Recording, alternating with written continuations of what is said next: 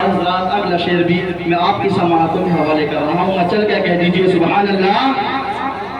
جو زلف بکھرے تو رات ہوگی، جو چہرہ نکلے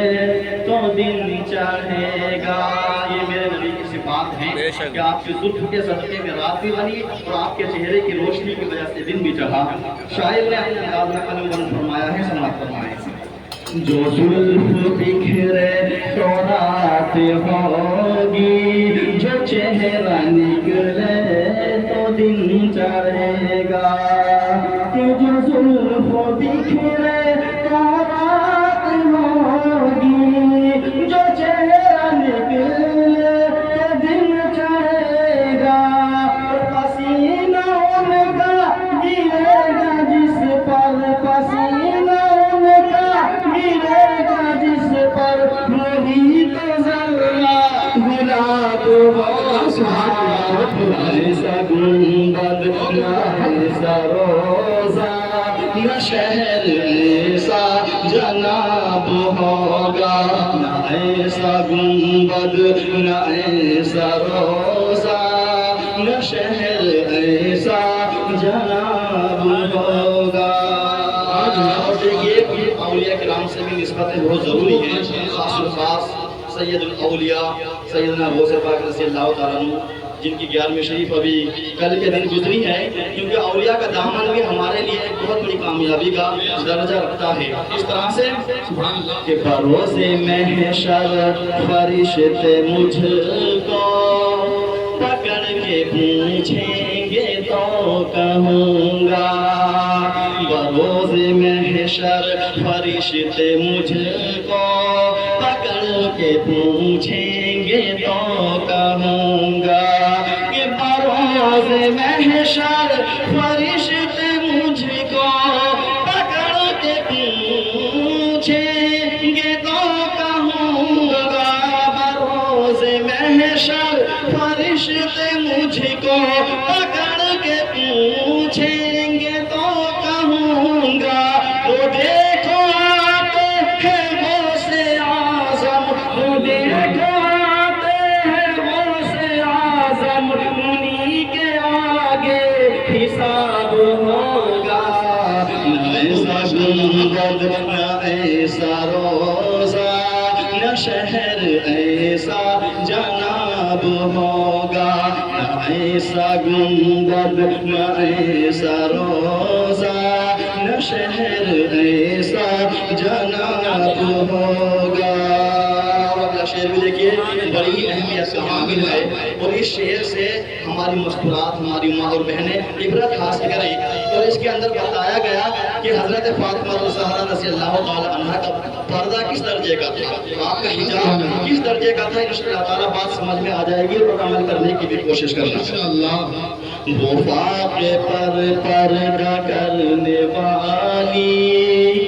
بروز محشر جب آئے گی تو، وہ فاقے پر پردہ کرنے والی، بروز محشر جب آئے گی تو، وہ فاقے پر پردہ کرنے والی، بروز محشر جب آئے گی تو،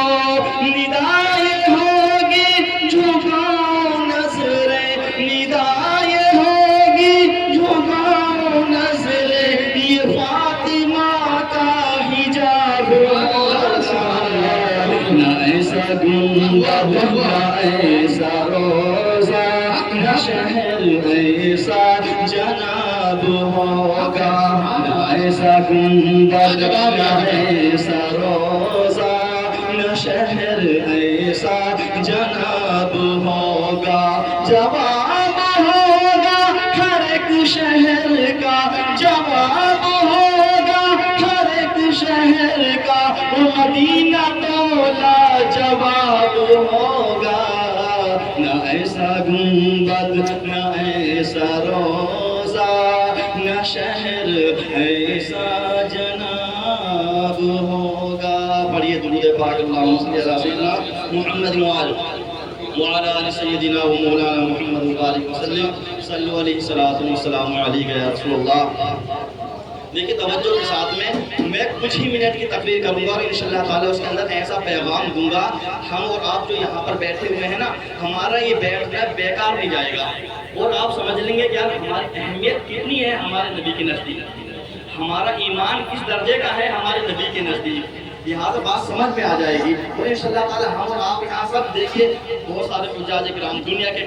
کروڑ تعداد میں حجاج کرام سمٹ کے خانہ کعبہ میں آ جائیں گے۔ اس وجہ سے وہ تو کعبے کی بھی ایک زیارت ہے، اس کا بھی طواف ہے، لیکن اصل میں میرے نبی کے روزے کی زیارت ہے۔ امام الکلام کلام الامام الشاہ امام احمد رضا نے یوں ہی نہیں کہا کہ حاجیو آؤ شہنشاہ کا روزہ دیکھو، حاجیو آؤ شہنشاہ کا روزہ دیکھو، کعبہ تو دیکھ چکے کعبے کا کعبہ دیکھو، کعبہ تو دیکھ چکے کعبے کا کعبہ دیکھو، کیونکہ کعبے کو بھی اگر مان لو کہ اہمیت ملی ہے تو میرے نبی کی وجہ سے ملی ہے۔ کیوں؟ حضرت علی تو فرماتے تھے نا، پتھر کے سامنے خانہ کعبہ میں وہ پتھر جسے حاجی کرام چومنے کے لیے اپنی جان کی بازی تک لگا دیتے ہیں، جو لوگ حج کر کے آ چکے ہیں ان سے پوچھو، بہت مشکل جو ہے وہ جو کالا حجر اسود ہے نا، جو ایک عمارت کے بیچ میں اسے چومنے کے لیے اپنی گردنیں اڑا دیتے ہیں، جانوں کے نذرانے پیش کر دیتے ہیں، بڑی مشکل کے ساتھ وہ چومنے ملتا ہے، تو اس کے سامنے کھڑے ہو کے حضرت علی نے کیا فرمایا، اے پتھر تو محض ایک پتھر ہے، تو میں جانتا ہوں نہ تجھے نقصان دے سکتا ہے نہ تو نفع پہنچا سکتا ہے، ہاں میں اگر تجھے چومنے کے لیے آیا ہوں تو اس لیے آیا ہوں کہ میرے نبی نے اگر تجھے نہ چوما ہوتا تو ہرگز میں تجھے نہ چومتا، اگر میں چومتا ہوں اس لیے کہ تجھ کو میرے نبی نے چوما ہے تو میں بھی چومنے آیا ہوں۔ آج ہم اور آپ اگر خانہ کعبہ کے اس پتھر کو چومنے کے لیے جا رہے ہیں تو نبی کی محبت میں جا رہے ہیں، اور اس محبت کو رب تعالیٰ نے فرض قرار دے دیا صاحب ثروت پر، صاحب نصاب لوگوں پر۔ بہرحال رب قرآن کریم میں ہماری اور تمہاری خوبی بیان کرتے ہوئے فرماتا ہے کنتم خیر امۃ اخرجت للناس،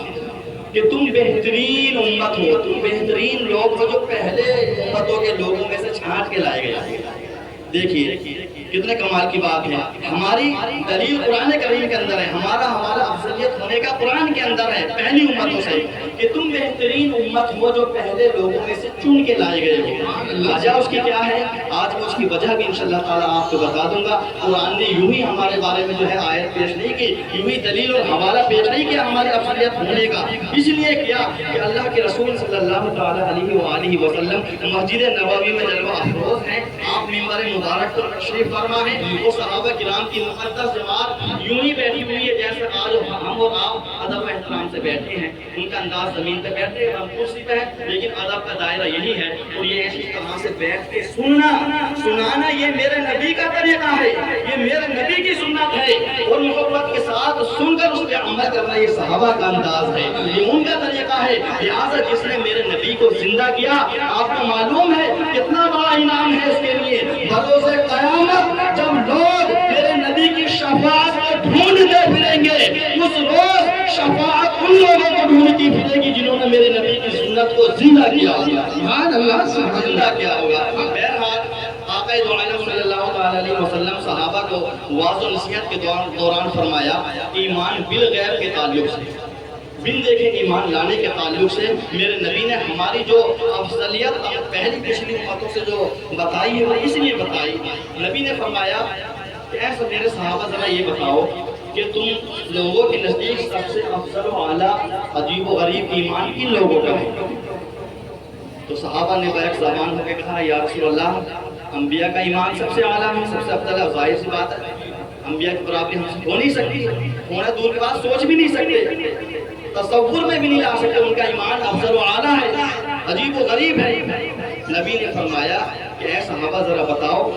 انبیاء کا ایمان سب سے اعلیٰ کیسے ہو سکتا ہے؟ ان کے پاس میں تو وحی آتی ہے، اللہ کا پیغام آتا ہے، اللہ راز و فاش کی باتیں کیا کرتا ہے، پھر ان کا جو ہے ایمان سب سے اعلیٰ کیسے ہو سکتا ہے؟ تو صحابہ نے عرض کیا یا رسول اللہ آپ بہتر جانتے ہیں کس کا ایمان اعلیٰ ہے؟ تو صحابہ کرام سے میرا نبی نے فرمایا بتاؤ کس کا ایمان اعلیٰ ہے؟ تو صحابہ نے عرض کیا یا رسول اللہ پھر ہم صحابہ کا ایمان سب سے اعلیٰ ہے، سب سے عجیب و غریب ایمان صحابہ کا ہے۔ تو میرے نبی نے فرمایا کہ نہیں، صحابہ کا ایمان بھی اعلیٰ نہیں، ایسے ہو سکتا ہے؟ تم تو میرے چہرے پر دعا کی زیارت کرتے ہو، زلف پر لیل کو رات دن دیکھتے ہو، میرے بغیر تمہارا نہیں گزرتا، تمہارا ایمان سب سے اعلیٰ کیسے ہو سکتا ہے؟ جب اتنا سنا صحابہ کرام نے عرض کی یا رسول اللہ پھر آپ ہی فرمائیے کہ کن کا ایمان سب سے افضل و اعلیٰ ہے؟ تو سنو توجہ کے ساتھ میں سنو، بات پوری سمجھ میں آ جائے گی۔ نبی نے فرمایا کہ اے میرے صحابہ، انبیاء کا ایمان سب سے افضل و اعلیٰ، صحابہ کا ایمان سب سے افضل و اعلیٰ، لیکن خدا کی عزت و جلالت کی قسم مجھ محمد کے نزدیک سب سے اعلیٰ، سب سے افضل، سب سے عجیب و غریب جو ایمان ہے میرے ان امتیوں کا ہے کہ جنہوں نے مجھے دیکھا بھی نہیں ہوگا اور 1400 سال بعد میں آئیں گے میری ایک جھلک پانے کے لیے اپنا تن من دھن سب کچھ قربان کر دیں گے۔ سبحان اللہ، سبحان اللہ، حق ہے۔ آج ایک جھلک پانے کے لیے تو 3-4 لاکھ روپے ایک حاجی لگا کے جا رہا ہے۔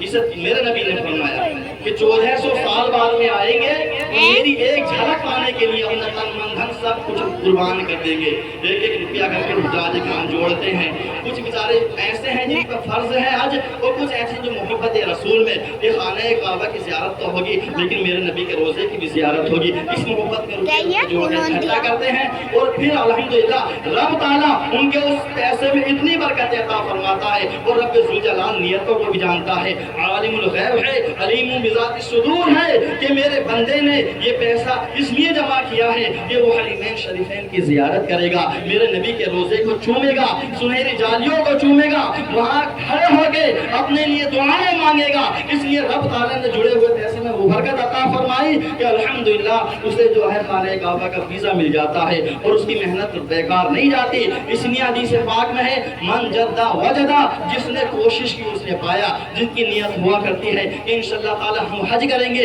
اگر حج کے قابل بھی نہ ہو پھر بھی رب تعالیٰ نیتوں کو دیکھتا ہے، انما الاعمال بالنیات، نیت کا جو عمل کا دار و مدار نیتوں کے اوپر ہوا کرتا ہے، اگر نیت اس کی صحیح ہے تو رب تعالیٰ اس کے کاموں کو آسان بنا دیا کرتا ہے، اور پھر رب تعالیٰ فرشتوں کو حکم دیتا ہے کہ فلاں بندے کا ارادہ اچھا ہے، سب مل کے اس کے حق میں دعائیں کرو۔ جب تمام لوگ مل کے، کائنات والے مل کے، آسمان والے مل کے جب اس کی دعاؤں پہ آمین کہتے ہیں تو اس کی آمین رد نہیں ہوتی۔ اس لیے میں یہ کہوں گا انشاءاللہ تعالیٰ کہ رب تعالیٰ نے اگر آپ کو دیا ہے تو ایک بات اور سمجھ لیں، اسی کے بیچ میں یہ تھوڑی کڑوی بات ہے لیکن بات سمجھ میں آئے گی۔ ہم نے بہت سارے لوگ ارادہ رکھتے بھی ہیں حج پہ جانے کا، ان میں بیچارے نمازی لوگ بھی ہوا کرتے ہیں جو حج کر کے تو نہیں آئے لیکن پہلے سے نمازیں پڑھتے ہیں، نمازی ہیں، حج کی بھی خواہش ہے۔ بہت سارے لوگ ایسے بھی ہیں ان کے بیچ میں جو سیاسی ہیں، سیاست کرتے ہیں، اور یہ کیا ہوتی ہے حج پہ جائیں گے، جو سیاست کی ہوگی، جو گناہ کیے ہوں گے، سیاست کے دوران جو لوگوں کو تڑپایا ہوگا اور ان کو چکر لگوایا ہوگا اور ان کو پریشانی کرائی ہوگی، ہم حج کر کے آئیں گے اور پاک ہو جائیں گے پھر آ کے سیاست شروع کر دیں گے۔ تو میں ان لوگوں سے کہنا چاہتا ہوں کہ خدا کی قسم وہ پاک جگہ ایسی ہے کہ اگر ارادہ صحیح ہے کہ اب تک جو گناہ ہوئے تھے حج سے پہلے اب میں حج کرنے کے بعد وہ گناہ نہیں کروں گا، عزم مصمم پختہ ارادہ کرتا ہے تو انشاءاللہ تعالیٰ وہ حج کرنے کے بعد میں جیسے میرے نبی نے فرمایا ہے وہ گناہوں سے ایسے ہی پاک ہو جاتا ہے جیسے آج ہی ماں کی گود میں پیدا ہوا ہے۔ لیکن میں بتاؤں وہ لوگ جن کا ارادہ ہے کہ حج کر کے آئیں گے پھر سیاحت شروع کر دیں گے تو یاد رکھنا خانہ کعبہ کے چکر لگانے سے لوگوں کو دیے ہوئے چکر معاف نہیں ہوتے ہیں، لوگوں پہ دیے ہوئے چکر معاف نہیں ہوتے۔ ارادہ ہے انشاءاللہ تعالیٰ نیک آدمی بنوں گا تو انشاءاللہ تعالیٰ واقعی وہ ایسے ہی ہو جاتا ہے جیسے کہ ماں کے پیٹ سے پیدا ہوا ہے، لیکن یقین رکھنا چاہیے کہ انشاءاللہ تعالیٰ اس دور فتن کے اندر ہم کوشش کریں گے انشاءاللہ تعالیٰ گناہوں سے بچنے کی۔ حج کر کے اگر ہم آ جائیں گے انشاءاللہ تعالیٰ ہماری نمازوں میں بھی زیادتی ہو جائے گی، ہمارے وظائف بھی بڑھ جائیں گے، یہ ارادہ ہوگا تو انشاءاللہ تعالیٰ واقعی اس کا حج قابل قبول ہے۔ اللہ تبارک و تعالیٰ کی بارگاہ میں دعا ہے پروردگار عالم ہمارے حجاج کرام کے سفر کو آسان فرمائے اور ان کے لیے جو ہے اللہ تعالیٰ بے پناہ رحمت ان کو پر نازل فرمائے اور ان کے جو ہے ان کی برکتوں سے پروردگار عالم ہم تمام حاضرین کو بھی حج بیت اللہ کی زیارت نصیب فرمائے۔ آمین وآخر دعوانا الحمدللہ رب العالمین۔ سبحان اللہ، سبحان اللہ۔ دکھا دے یا الہی احمد مختار کا چہرہ، بڑا ہی خوبصورت ہے شہ ابرار کا چہرہ، اور یقیناً میرے قسمت کا ستارہ جگمگائے گا اگر میں خواب ہی میں دیکھ لوں سرکار کا چہرہ۔ یقیناً میری قسمت کا ستارہ جگمگائے گا اگر میں خواب ہی میں دیکھ لوں سرکار کا چہرہ، اور عمر نے پل لیا کلمہ ہوئے اسلام میں داخل، نظر سے جو ہی دیکھا سید ابرار کا چہرہ، نظر سے جو ہی دیکھا سید ابرار کا چہرہ، اور سجا لو سنت سرکار کو تم اپنے چہرے پر، سجا لو سنت سرکار کو تم اپنے چہرے پر، بنا داڑھی کے لگتا ہے بڑا بیکار سا چہرہ، بنا داڑھی کے لگتا ہے بڑا بیکار سا چہرہ، اور گرا کوہ علم سر پر مگر تھا حوصلہ زندہ، گرا کوہ علم سر پر مگر تھا حوصلہ زندہ، چمکتا تھا بہت ہی عابد بیمار کا چہرہ۔ بلا کسی تاخیر مائک پر استاد محترم حضرت مولانا قاری الحاج ابرار حسین صاحب قبلہ نعرہ تکبیر سے استقبال ہو جائے۔ نعرہ تکبیر، نعرہ رسالت، علماء اہل سنت حضرت مولانا قاری الحاج ابرار حسین صاحب قبلہ، نعرہ تکبیر، نعرہ رسالت۔ ماشاءاللہ بند میں نے بھی آپ کو کر دیں